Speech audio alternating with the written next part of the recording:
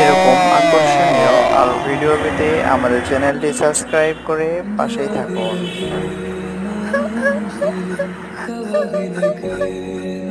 এগুলো কি হবে? মা, তুমি আমাদেরকে ছেড়ে যেও না মা।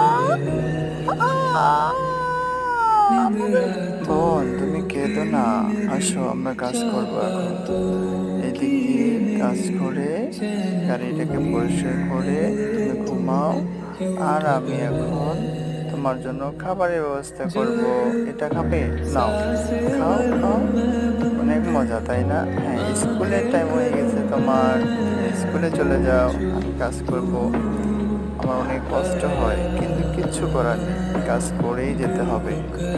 টুনি, আমি তোমার জন্য চলে এসেছি।